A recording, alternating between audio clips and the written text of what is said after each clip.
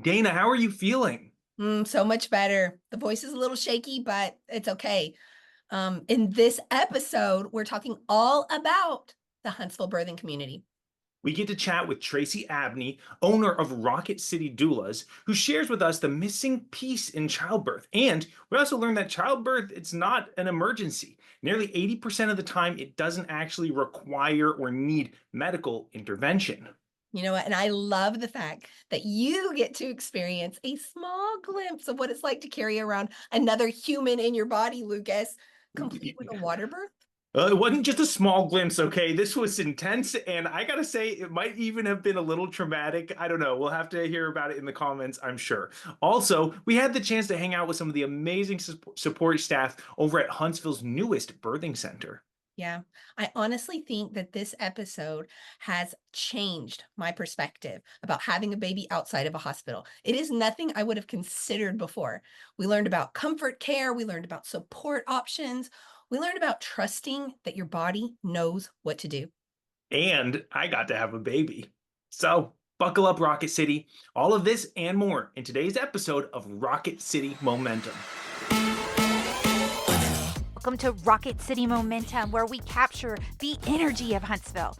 Each week, we're diving into the coolest stories, hottest trends, and exploring the unique neighborhoods that make our city shine. From inspiring conversations with local trailblazers to uncovering hidden gems, we're here to celebrate what makes Rocket City so special. So buckle up, Rocket City. It's time to feel the momentum. Did you know there's a brand new spot in town for families who are growing? Have you been introduced to the Alabama Birth Center yet? It's a place all about giving expectant moms personalized, holistic care. I'm Elizabeth. Welcome to Alabama Birth Center. Would you like a tour of our facility? Of course, yes. Awesome. The team consists of certified nurse midwives, certified professional midwives, registered nurses, birth assistants, and doulas, all focused on making childbirth a woman-centered experience. They showed us the lactation room, hydro room, birthing suites, which are nothing like the normal hospital stay. And they really just aim to make the journey of pregnancy and childbirth feel safe, empowering, and maybe even a little magical. So, after touring that incredible birthing center, we thought, why not put Lucas to the test? It's one thing to talk about carrying a baby, but what is it like to actually experience a tiny part of it? Let's just say things got a little interesting. We're about to get pregnant, so here we go. We're going to give Lucas a little taste of what it's like to be pregnant. And let me tell you, there is a lot more to it than just a baby bump. Pregnancy is full of experiences that are really hard to fully understand. So we're going to put Lucas to the test with a pregnancy gauntlet run. He has to sit up from laying down, put on his shoes, pick up a mess, tend to a child, and clean up after dinner. And he has 2 minutes on the clock. Go. Here we go. Oh, it's not so bad if you sit down. Okay. Yeah. Well, it's kind of hard to get to. It's fine. See? No problem. Okay. Here we go. Okay, let me just get a couple of these toys here.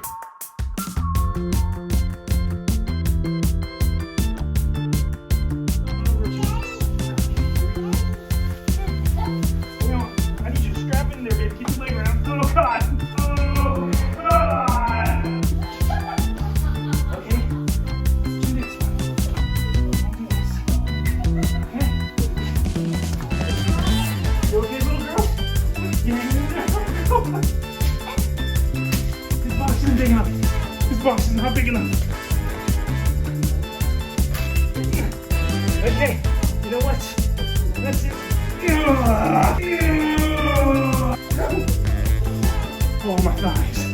Okay, you with me? Yeah. You with me? Yeah. Okay.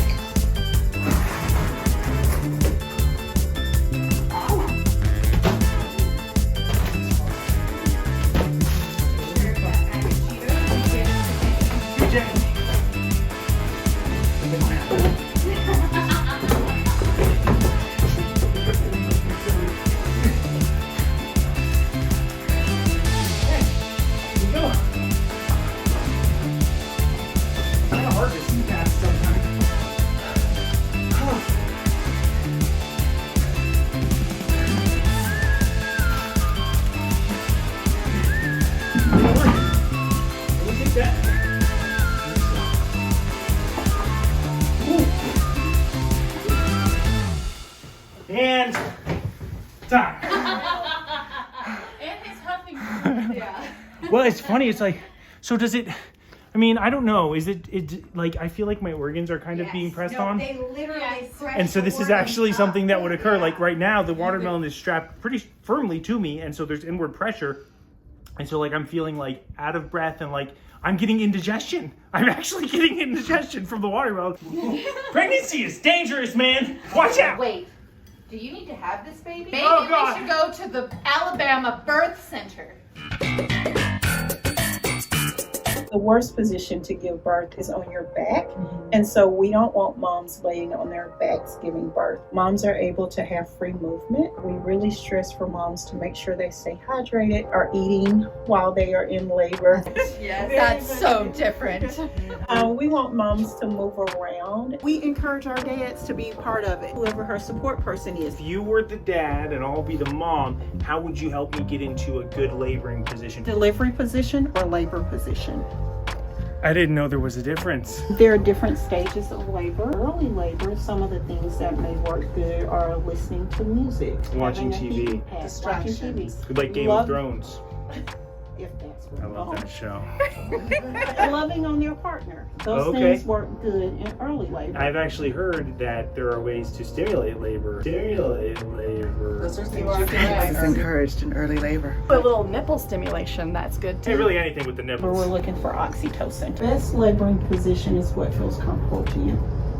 That makes sense. All right. And is incredibly ambiguous at the same time. All right, so let's use your pillows that you have. And if you could lean over on your pillows for me. Just want you to know this is incredibly soft. There we go. All right. Move, give me a little bit more movement. Like a proper, Maybe that happens all the and time. feels good on my lower back. Absolutely, Oh, because really? this is where a lot of your contractions are going to be. Really? Oh! Breath, We hold my hand. deep breaths in and out. You did this to me! My guts are like just being pushed. He's pushing. Oh. I think it's time. It's go time. Come on in. The water's fine. This is actually so you can see your baby being born. That's right. Down it goes. And that is a crotch. There are some studies that show that moms who give birth in a pool have a less likely chance of tearing. It's a wonderful pain control. When baby comes out, baby's in the same temperature, a little bit of an easier transition. So maybe it's not just a fad. Oh, she delivered my baby. What just happened? I think she delivered my baby. I think you delivered both of my babies. I think we're gonna have to ask Jackie. No, I'm pretty sure you were there a lot. That's happened a lot to me. And realizing that she was there, and like I can see her face, like I remember, they're like little snippets. I suddenly have all these, like, I feel like I'm emotionally connected to her. Like, really, I do. Oh, wasn't that sweet, Lucas? The look in your eyes when you realized that Tracy was at the birth of your actual children was priceless. Yeah, it really hit me how many emotions surround a childbirth, the birth of a child for both the mom and the partner. It's probably one of the most impactful life changes that anyone can go through, really. I agree. Speaking of emotions, we need to address something. There's a bit of controversy around whether you actually made it through the pregnancy gauntlet in time or not. Some say you nailed it, and others not so much. What do you think? You know what? I gave it my all, okay? I did the best that I could, and maybe I was slow at some parts. I mean, it's harder than it looks, okay? I did not expect it to be so crazy. I guess we could just leave it to the viewers to decide. What do you think? Did I make it? Maybe I didn't.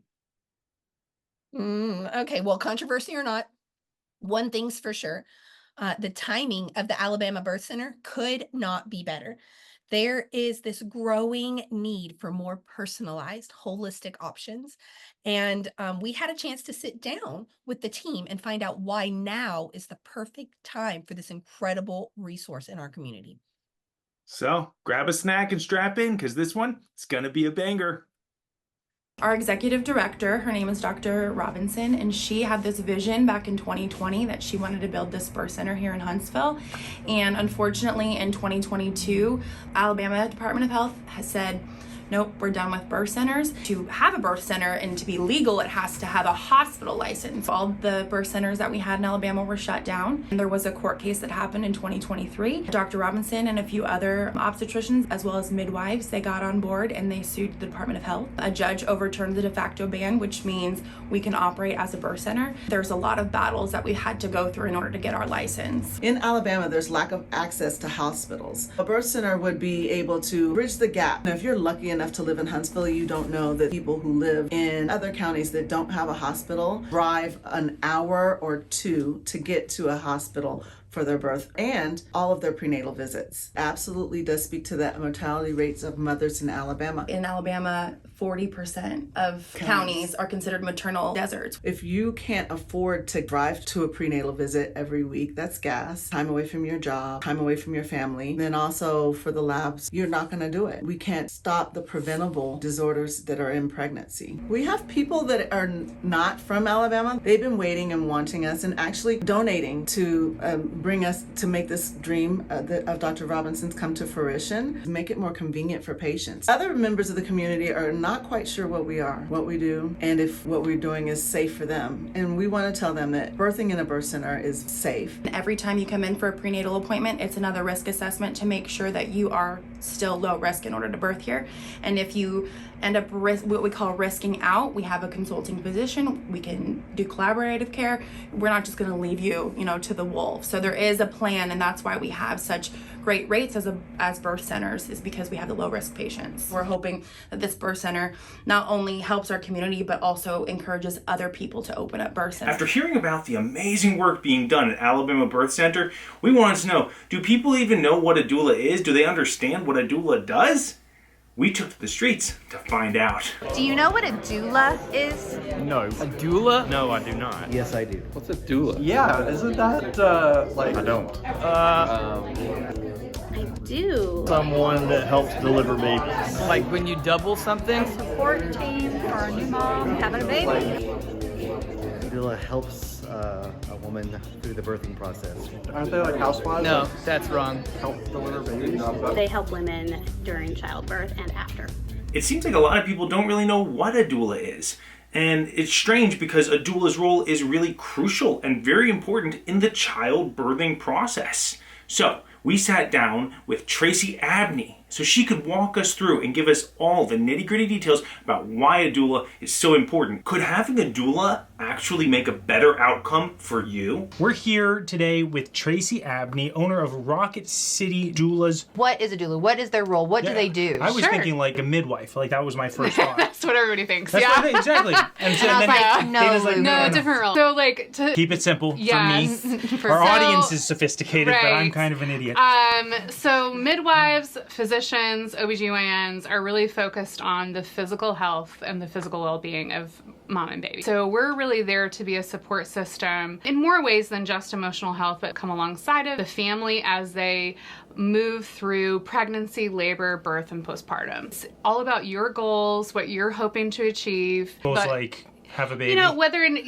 Most people, some people that is their goal. Their goal is get the baby out. Some other people, they'll have a goal of peaceful environment or they want to feel You're an event planner. So another thing I compare to is a wedding planner. That's right. I get it. They say, okay, here's what I want to get out of this, right? And maybe they don't know, and so you can help them with some ideas. Yeah, if they don't know, we walk through it with them and we try to figure out it with them. It's scary. Like my wife and I, we've had two. She delivered 2 babies. Yeah. Obviously. You were involved. It's fine. You have a very important part in that. Thanks, Dana. Great. Your feelings are valid. Yes. Very good. This is perfect. What stood out for me just then is that, it is the women that are giving birth, but the guys, they kind of feel like somewhat helpless in that moment. And like, as the woman, you are physically... you're in it. You know what's going on. Well, and you're not communicating at all. Your brain actually kind of goes into a different space. Like you move more into the amygdala and less into the thinking space when you're the person giving birth. We like to call it labor land. It's supposed to go into the spot that is not designed to be like in a thinking brain, but in a coping way, right? Yeah. Like to make sure that you survive. Is that what it's? kind of. support people, they don't go there. And oftentimes watching someone they love dearly go through this really scary thing, you don't even know what questions to ask. If I knew what to ask, I could ask it of my doctor. That's where the doula comes in too. Hey, let's talk about what we should ask in this question, or, you know, if this comes up, what should we talk about? What would you like to ask? Figuring out their parenting philosophy, like how they want to parent their child, because most people already have a parenting philosophy, they just don't know what it is yet. Right. And they know what trauma. they don't want to do. Or they know that they don't want I to. know I don't want to be like this, right? Right. And then they be like that. Yeah, and that's by all being, they get so rigid. Dana, Lucas, everyone. Listen, I'm a veteran parent. I'm moving into the new world of grandparenthood. It's true. So. Yeah. That's right. She's a grandma. Look at that. Not yet. Well, I'm gonna be in that weird support role I'm actually pretty nervous and scared because the thought of my baby in labor and something going wrong absolutely almost like paralyzes me. So there is, I would say, go ahead and work on that. Yeah. Because you do bring that energy if you're going to be in the room, if she's inviting you in. Like, just, you gotta let that, you gotta let that go. It sounds like you guys have a healthy relationship. I go into management mode of things. What needs to be done? What needs to be, let's do this thing. Let's go. You can get data, but don't look for an emotional response because it's not there. I've completely compartmentalized that part of myself. Believe it or not, in our community of lots of engineers, that tends to be pretty typical where the dad really likes to have data. Watching the baby monitors, like the heart rate monitors and all that stuff, because that gives them data. But we do kind of pull it back and say, what's your intuition say? Like, what's your gut say here? Because something may look right on paper, but it also has to feel right for you and your family in labor, in birth, and in postpartum. Because if it doesn't feel right for your family, it doesn't feel authentic to you, it's not going to be the right choice. For me personally, with my last baby, I was only having contractions every 15 minutes. If you were just going to go by the data, it's not time to go in, right? But my intuition, my gut was like, something's different, something feels different. And I need to go in. This is number 4. Yeah, number 4. Yeah, your body knows what's going on. I was 8 centimeters dilated when I got there. And I would have had the baby on 565, like in my car. Physicians would tell you to try to labor at home until labor really gets going. Because now active labor is actually defined as 6 centimeters. It used to be 4, now it's 6. Why is that? Like in the 1950s, there was a doctor named Dr. Friedman who did a study with 500 women from the same hospital. They watched the rate of their dilation over the course of their labor, and then they charted it. Women are supposed to dilate 1 centimeter an hour for every hour. They applied that data to the entire population of the United States. Wow. They were also all white women. So like you're looking at different ethnicities, different locations. Comparing the 1950s, some of those people were like, they were knocked out. They based that practice, what active labor was, which was 4 centimeters to 6 centimeters. And they would say, oh, well, you're not dilating fast enough, so we need to get the baby out. Cesarean rates started to decline. This is the data they had. That's not enough data. Right. We got to do better studies. Yeah. Good starting point. We're finally doing studies on women. Right. Women are now included in studies. Wait. They should know. So in like 2016 or 19, they changed it because they realized that beginning portion of labor is a lot slower than they originally anticipated. It wasn't one every hour. It takes a lot longer. They now define active labor as 6 centimeters instead of 4. How welcome is a doula in the hospital? Ooh, good question. Okay, do they have your picture up? And they're like, I've worked really hard my entire career with building good relationships with hospital staff. We are part of the team. We are not the only part of the team. And I want to come fill the gaps that are there. Doula service, is this something that you can put on insurance? Some FSAs and HSAs will cover. It's your money. Right. But we are health. eligible for those funds. Boeing, I've filled out 3 forms this month already. Ooh, did you hear that? Reimburses their employees. So our clients haven't gotten reimbursed yet, but we started the process. We filled out the paperwork and we sent it over. But there's something in their employee There is. paperwork. It's something that just came out. Always tell clients after their birth, write a letter to their insurance company and say, this is how this service saved you money. Will you please reimburse? But that's insurance companies are garbage. Right, but I mean, not all of them. I'm just saying my experience with it's been. I mean, okay, I'm gonna write a letter. I would write a letter to Tyler. Has that worked? Okay, so it has Really? occasionally, but the thing that it's important to think about, if no one ever asks for doulas to be covered under insurance, it will never happen. Right. Statistically, people are less likely to have a cesarean, less likely to utilize pain management if they're planning to go without an epidural, less likely to have complications when they use a doula. Less likely to have complications? Why is that? They actually showed when someone was trained, it had the best outcomes, like a trained doula. But even when there was just an additional person who just sat in the room, there were better outcomes. Some states, Medicaid does cover doula support. However, it's covering at such a low rate in most states that it's not really feasible. Thinking about sustainability within the doula community, doula retention, how do we do this work long term and raise the profession in the eyes of the community as like, hey, this is a legit profession. This is not a hobby. It's not a little doula thing. Oh my God, how often do you get that? How's that little video stuff going? Yeah, How's that little doula thing going? Statistically, there's better outcomes when you have this, and even more so, like shining a light on the fact that having somebody there to be your advocate to make sure that the birth plan that goes you're not the way, getting bullied. You're not getting bullied. You're not getting, or just like you don't understand. Yeah, you don't know what you can and can't do, so you don't ask. I always like to say we're like the microphone. The perception of doulas is they're going to take over or be combative or whatever, and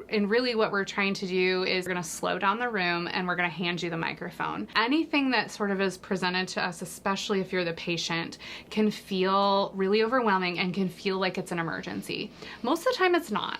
Would you like to ask some questions and take a minute to think about it? Can we talk about this? They're getting ready to break your water right now. You said that you really didn't want to have that done artificially. From firsthand, I didn't even know it was an option. I don't even think I was asked. They just came in and busted it. Right. They were just like, so how's your day going? Right. They were just pop. I could just punch someone's face, like to be so invasive. And so consent has come a bit of a ways. I think we're understanding, especially newer nurses, newer doctors, younger folks are really understanding more about consent and what that looks like and what it doesn't look like. Because what's the range? Okay, so people have to put this out of their pocket potentially. Yeah. Okay, so this is going to be $10,000. Oh, this is $20,000. No. Our rate is $1,650. $1,650. Yes. 16,500 million. $1,650. And that's all $1,650 is really very, very, very reasonable. And we also do payment I'm just plans, surprised, honestly. I'm just surprised by it. And I think it's a good thing. I'm not saying raise the rate because I want to be an advocate for everybody, and not everybody has $1,650. Yeah. How do people connect with you? So it's really easy. www.rocketcitydoulas.com. Not Rocket City Doulas, Doula Agency. No. Rocket City Doulas. Rocket City Doulas.